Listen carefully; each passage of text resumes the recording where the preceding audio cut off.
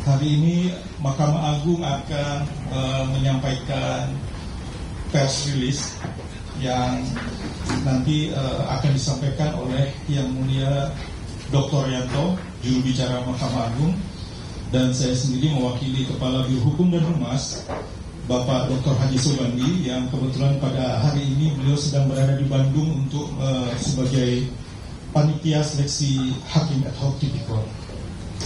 Jadi tanpa berpanjang lebar lagi, mari kita dengarkan bersama-sama keterangan press release yang akan disampaikan oleh Yang Mulia Dr. Yanto. Dipersilakan Yang Mulia. Ya. Assalamualaikum warahmatullahi wabarakatuh. Pada hari ini ya, sesuai janji saya pada minggu pagi bahwa hari ini mungkin saya akan menyampaikan ya kebijakan pimpinan tentang yang selama ini ditanyakan kepada rekan-rekan wartawan berkaitan dengan klarifikasi kepada Majelis Hakim Kasasi. Berdasarkan rapat pimpinan Mahkamah Agung pada hari ini, pada hari Senin, tanggal 28 Oktober 2004, pimpinan Mahkamah Agung secara kolektif kolegial telah memutuskan membentuk tim pemeriksa yang bertugas untuk melakukan klarifikasi kepada Majelis Hakim Kasasi perkara Gregorius Ronaltanus dengan tim yang terdiri dari ketuanya Yang Mulia Bapak Haji Biarso Budi Santiarto, SHM, beliau adalah Ketua Kamar Pengawasan, dengan anggota Yang Mulia Jupriyadi, Sarjana Hukum Magister Hukum, Yang Mulia Edi Nur Ediono, Sarjana Hukum Magister Hukum, Sekretaris Kepala Badan Pengawasan Mahkamah Agung. Kepada masyarakat untuk memberi kepercayaan dan waktu kepada tim untuk melakukan tugas tersebut, selanjutnya menunggu hasil klarifikasi yang dilakukan oleh tim tersebut. Apa yang telah saya sampaikan kepada rekan-rekan media pada kesempatan yang lalu pada minggu pagi tentang informasi perkembangan penangkapan terhadap YR, informasi tersebut pada hari Jumat malam, sehingga Sabtu dan Minggu adalah hari libur, sehingga pimpinan Mahkamah Agung belum bisa memberi tanggapan dan sikap. Dan dalam kesempatan hari Senin ini, tanggal 28 Oktober 2004, pimpinan baru lengkap dan mengambil sikap. Menyikapi perkembangan yang terjadi, Yang Mulia Ketua Mahkamah Agung akan memberi arahan secara langsung kepada Ketua Pengadilan tingkat banding pada 4 lingkungan peradilan, yang akan dimulai dari Ketua Pengadilan Tinggi Agama pada hari ini tadi setelah upacara, karena pada saat ini para Ketua Pengadilan Tinggi Agama berada di Jakarta untuk melaksanakan MOU dengan Kementerian Agama. Yang Mulia Ketua Mahkamah Agung dalam waktu dekat juga akan melaksanakan konsolidasi ke dalam dengan Yang Mulia para Hakim Agung pada hari Selasa tanggal 29 Oktober 2024 pukul 11 WIB yang dilaksanakan bersamaan dengan rapat rutin agar Yang Mulia Hakim Agung mengetahui dan mendapatkan informasi tentang perkembangan di Mahkamah Agung. Demikian ya yang saya sampaikan. Terima kasih. Baik, terima kasih Yang Mulia Dr. Yanto. Kepada teman-teman media, apakah ada pertanyaan? Mungkin 3 pertama dulu ya. Silakan. Mungkin bisa disebutkan dari media mana?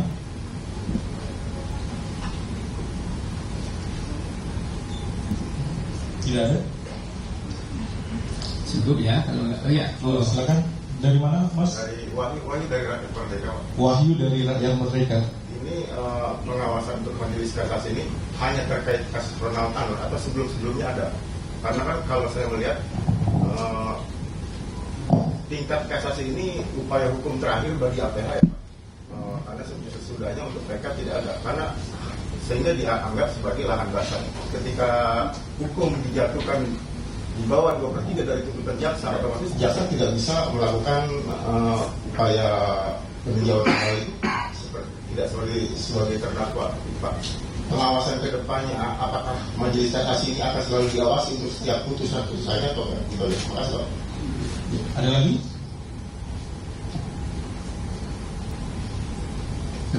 Ya, silakan dari mana, Mas? Saya Jonathan dari Kumparan, mau tanya, ini kan putusan kasasi untuk Ronald Tanner ini dinilai terlalu ringan ya. Apakah MA bakal memeriksa dari 3 hakim kasasi ini, Pak? Kemudian yang kedua, meski yang ditangkap oleh Kejaksaan Agung ini adalah mantan pejabat MA, tapi kan tujuan suapnya itu untuk ketiga hakim kasasi ya, Pak. Apa sikap MA terhadap hal ini, Pak? Kemudian yang ketiga, tersangka Kejagung ini diduga menerima uang untuk mengurusi perkara sejak tahun 2012. Jadi apakah benar ada praktik mafia kasus di dalam MA, Pak? Kemudian apa langkah MA untuk membersihkan ini semua? Terima kasih, Pak.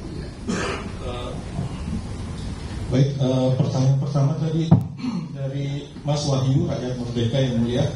Silakan yang mulia. Ya, terima kasih Mas Azu. Tentunya klarifikasi ini akan diberikan kepada majelis kasasi yang menangani Ronald Tanur. Sebagaimana kita ketahui bahwa dalam rilis pressnya di Kejaksaan Agung pada hari Jumat malam, di situ disebutkan bahwa ada tersangka yang ditangkap itu, keterangan dari Kejaksaan Agung bahwa sudah menghubungi salah satu majelis hakim dengan inisial S, kalau tidak salah itu.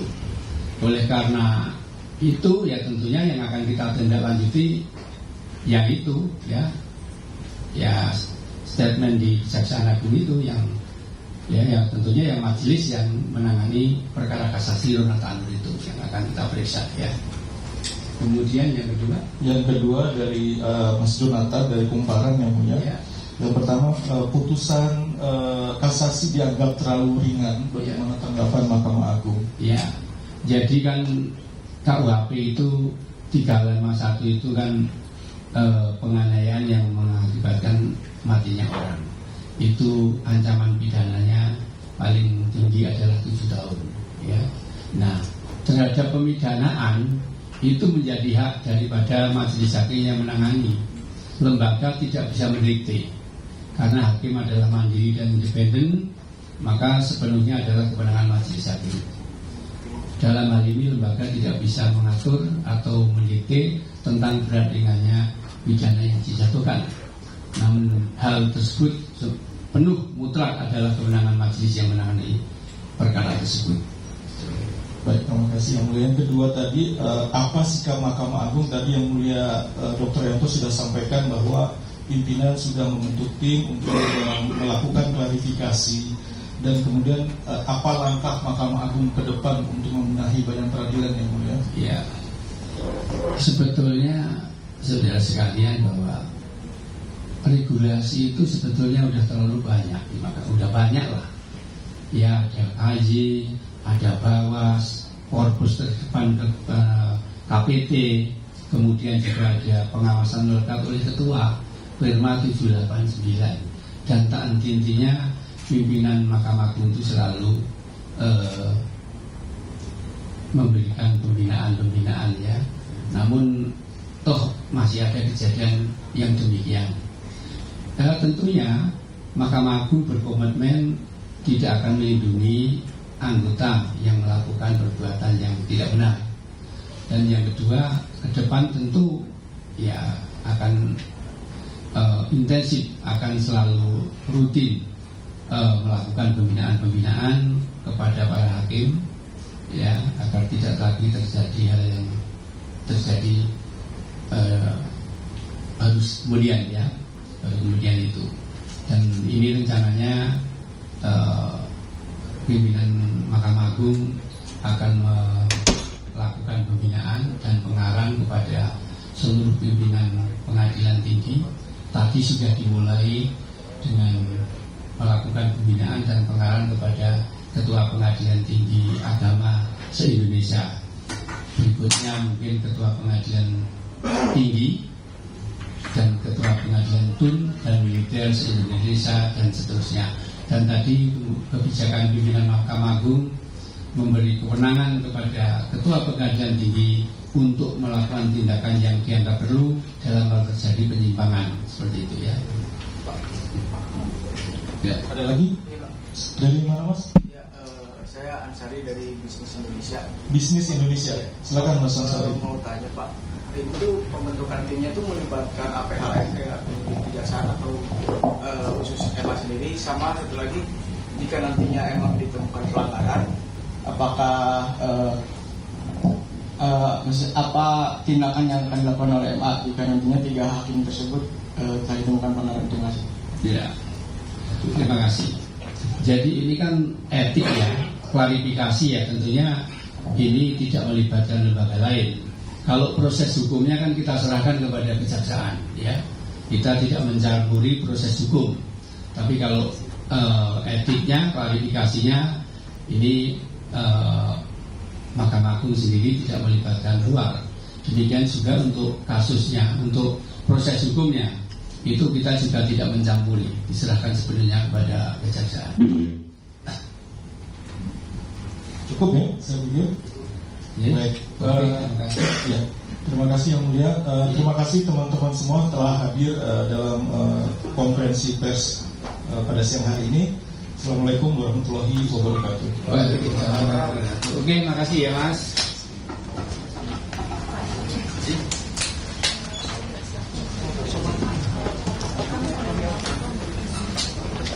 Jangan lupa ya.